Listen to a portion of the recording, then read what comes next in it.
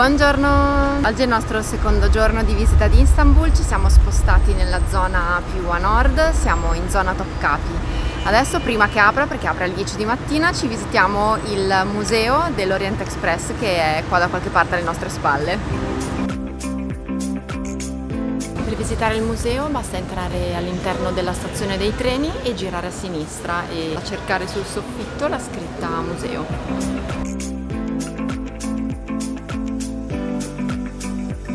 La stazione ferroviaria Shirkeci di Istanbul era proprio il capolinea del leggendario treno di lusso Orient Express. Il tempo di percorrenza da Parigi a Istanbul era di più di 80 ore, con una velocità media di 48 km/h, che per l'epoca era un primato. Il museo ferroviario di Istanbul è una piccola stanzina dentro alla stazione, molto carina, piena di reperti storici del vecchio Orient Express e dell'Anatolian Express. C'è anche una piccola ricostruzione di una cabina di pilotaggio, come si dice? Sì, una cabina Sala di pilotaggio, macchine, un treno, è molto carina. Se siete amanti dei treni Sì. È un ottimo punto di visita. E adesso Topkapi.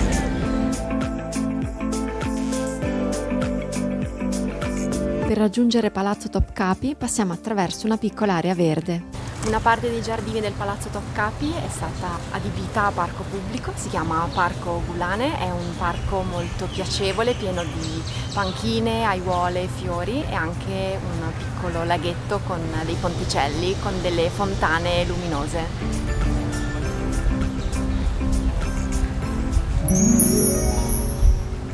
Nel Parco Gulane si trova anche una fontana ultra tecnologica dove le goccioline d'acqua compongono scritte e disegni. Bellina! Palazzo Topkapi, in lingua turca Topkapı, che significa porta del cannone, fu costruito nel XV secolo e fungeva da residenza dei sultani ottomani. Nel 1924, ovvero un anno dopo la nascita della Repubblica di Turchia, venne convertito in un museo. Il prezzo del biglietto è 750 lire turche, ma noi abbiamo fatto ieri il Museum Pass, che è un pass di validità di 15 giorni, valido per tutta la Turchia, per tutti i siti archeologici e i musei, e costa 3.500 lire. È una gran spesa, ma alla fine vi sapremo dire se ne vale la pena o meno. Il Museum Pass è uno dei pass turistici messi a disposizione dal governo turco. Essendo questo un viaggio che prevede visite in diversi punti della Turchia, ho scelto un'opzione che permettesse di coprire l'intero territorio. Può essere acquistato direttamente all'ingresso di una qualunque attrazione visitata, oppure potete anche scegliere, come abbiamo fatto noi, di acquistarlo nel punto vendita che si trova accanto ad Hagia Sophia. Prima di decidere di acquistarlo mi sono adeguatamente informata sul sito internet dedicato e mi è sembrata un'opzione valida per risparmiare anche soltanto un pochino di tempo e magari qualche euro. Sono incluse tantissime attrazioni su tutto il territorio, sono praticamente un'infinità, e in ogni caso a fine viaggio vi farò resoconto e vi darò la mia opinione. Nel biglietto d'ingresso è compresa anche un'audioguida gratuita, si ritira all'ufficio, basta presentare il biglietto d'ingresso e lasciare il proprio documento di identità in cauzione e vi rilasceranno l'audioguida. Al momento la Turchia è lo stato nel quale ho notato una maggiore attenzione nei confronti delle persone sordomute, ovviamente soltanto per la lingua turca. Ovunque sono andata, infatti, mi è capitato di trovare guide apposite o comunque punti informazione specifici per persone sordomute, quindi bravi turchi. Come ogni meraviglia del mondo, Palazzo Topkapi è molto visitato. Chissà cosa deve sorreggere questo capitello. Vi faccio vedere quanto è grande.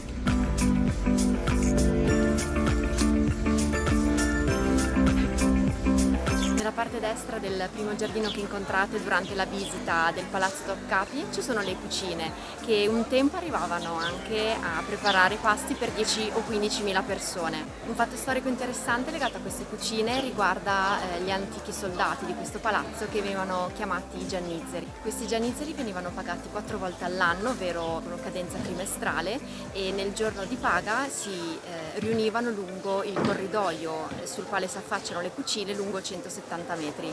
Una volta ricevuto il pasto c'erano due possibilità, ovvero se accettavano di mangiare il pasto e lo mangiavano tutto, veniva definito come saccheggio del piatto e significava che erano contenti della loro paga e l'accettavano, e come ringraziamento al Gran Visir donavano delle caramelle a forma di moneta. Se invece non erano contenti della loro paga, non mangiavano il pasto e si aprivano subito delle trattative tra i soldati e lo Stato in modo da risolvere questo malcontento.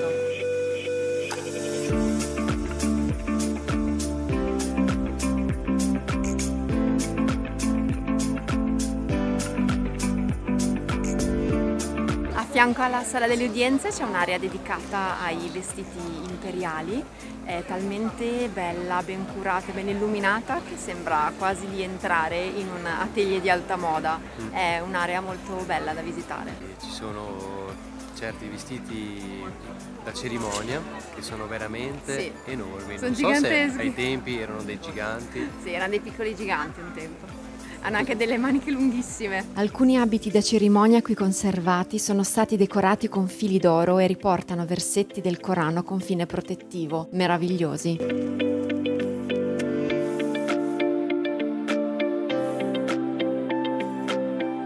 In fondo al secondo giardino si trovano le sale dove è conservato il tesoro imperiale. A parte la bellezza dei reperti qui conservati, si accede anche a una terrazza panoramica con vista sul Bosforo e sul lato asiatico della città.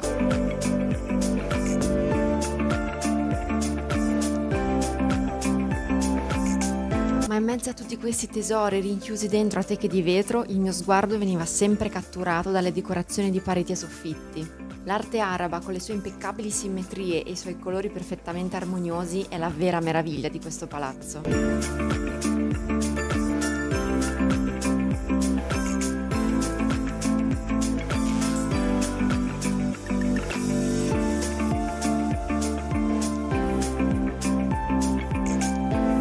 Sul lato sinistro del primo cortile del palazzo Topkapi si trova l'ingresso all'harem, ovvero l'area del palazzo riservata alle donne. Qui vivevano e studiavano centinaia di ragazze, ma soltanto le ragazze più belle e intelligenti potevano diventare concubine del sultano. No. Due gocce? Davvero? Sì. Mannaggia. La preferita del sultano, ovvero colei che era destinata a diventare la madre del futuro erede al trono, veniva chiamata Valide, e oltre ad avere stanze private nell'area più bella e affascinante di tutto l'harem, con pareti e soffitti decorati in oro, ricopriva un importante ruolo amministrativo su tutto il territorio dell'impero. Il biglietto d'ingresso non è compreso in quello del palazzo Topkapi e quindi bisogna fare un altro biglietto al prezzo di 350 lire turche, però nel nostro Museum Pass per fortuna era compreso. Considerando i tempi di attesa e tutto quello che c'è da vedere, considerate almeno 4 ore per una visita completa sia di palazzo Topkapi che della zona dell'harem. Comunque è una zona molto bella quella dell'harem, quindi io personalmente la consiglio. Consiglio pure io. Vediamo se va. Dimmi che funziona. No. No, mannaggia.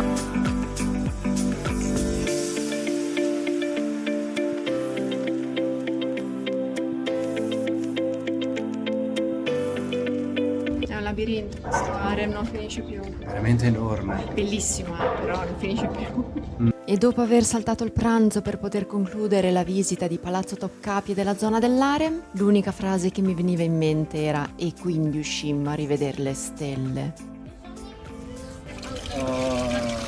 Contento? Sì. Finalmente! Trasparente. Alla fine ce ne abbiamo messe 5 di ore per visitare Palazzo Topkapi e sezione dell'harem. Ne è valsa la pena, però comunque considerate almeno mezza giornata per visitarlo bene, con comodo. E adesso Galata! Galata.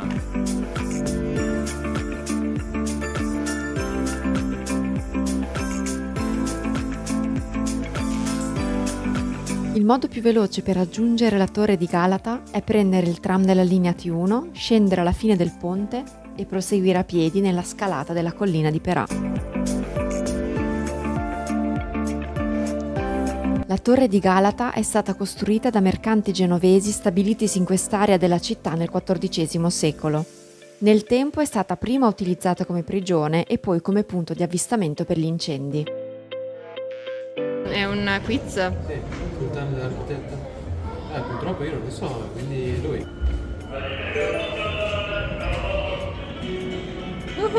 Bravissima! Adesso passiamo al medium.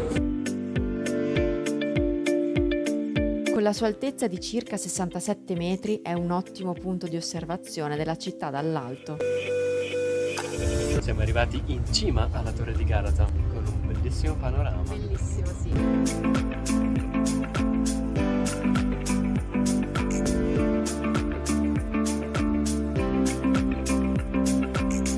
Ma hai scalato anche questa, quindi in Assassin's Creed? Certo, ho scalato anche questa. È stato facile quanto oggi. Sì. Sì, alla fine siamo saliti su con un ascensore. Si arriva fino al 6° piano con l'ascensore, dopodiché ci sono soltanto 2 scale a chiocciola per arrivare all'8° piano, che sarebbe l'ultimo, quello con la terrazzona panoramica. Vuoi provare a scendere tramite le scale? Bisogna scendere con le scale. Eh sì, infatti la discesa avviene principalmente attraverso una lunga scalinata di pietra molto suggestiva che permette di attraversare il museo dedicato alla storia della torre. La vista che si vede dalla terrazza panoramica è veramente spettacolare, si ha una vista a 360 gradi su tutta Istanbul, sia al lato europeo che a quello asiatico. Sul tetto di un edificio c'erano anche 2 modelle che stavano facendo un set fotografico, una delle 2 era assalita dai gabbiani. La Torre di Galata è aperta dalle 8:30 di mattina alle ore 22, quindi si può anche vedere il tramonto dalla Torre di Galata. Il prezzo del biglietto d'ingresso è 650 lire, ma è compresa nel Museum Pass e quindi non l'abbiamo pagata. È un prezzo abbastanza, diciamo, altino, però Sì. ne vale la pena. Ne vale la pena, è molto bello.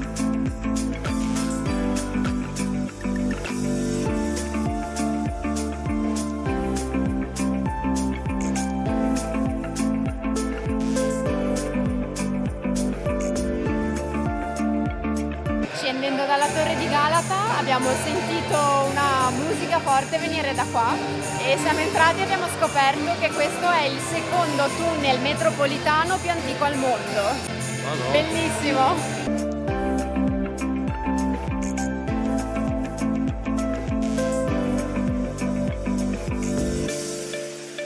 Il ponte di Galata è un ponte che attraversa il Corno d'Oro, è disposto su 2 livelli, la parte superiore è dedicata al traffico del tram e delle macchine, mentre la parte inferiore è un passaggio pedonale con ristoranti da entrambi i lati. Noi questa sera abbiamo deciso di fermarci qua per la cena.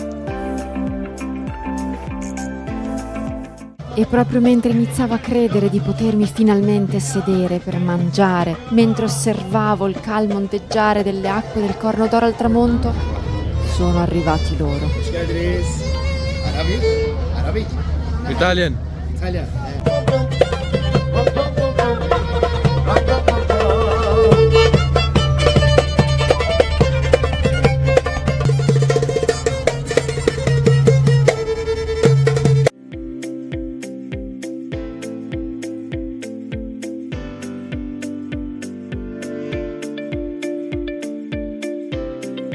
Abbiamo appena finito di cenare lungo il ponte di Galata. E poi a un tratto la stanchezza si è fatta Soprattutto sentire. vedere i colori del Bosforo che si... Bosforo? Bosforo. No, del Corno d'Oro. Zara. L'inizio del Corno d'Oro. Vedere i colori di Istanbul che cambiano dall'acqua e vedere i pescatori che intanto che mangi pescano i pesciolini è sicuramente un'esperienza che ne vale la pena. Faccio un piccolo resoconto sulla serata al ponte di Galata. Tutti i ristoranti più o meno che si trovano al piano inferiore del ponte offrono la stessa tipologia di piatti e lo stesso trattamento pseudo privilegiato, tipo lo sconto e l'omaggio di fine pasto, cioè il tè e il dolce. Noi ne abbiamo sostanzialmente scelto uno a caso in una posizione che ci piaceva. Se decidete di cenare al ponte di Galata, sappiate che a cadenza regolare per tutta la cena passeranno venditori di rose, commercianti di strani alimenti sotto ghiaccio di natura ancora non identificata e erogatori di intrattenimento musicale, ma è sicuramente la posizione ottimale dove sedere. Noi abbiamo voluto fare lo stesso questa esperienza perché il posto è davvero molto figo e soprattutto permette di vedere la città da una prospettiva che è molto affascinante. I prezzi di questi ristoranti sono davvero molto alti, soprattutto soprattutto se si considera la qualità e la quantità del cibo che offrono, nonostante lo sconto. Però mi aspettavo un'esperienza un pochino più, diciamo, rustica e soprattutto prezzi non così tanto alti, quindi vedete voi. Adesso possiamo andare a letto perché siamo davvero cotti da questa giornata lunghissima, bellissima ma lunghissima. Buonanotte! Buonanotte.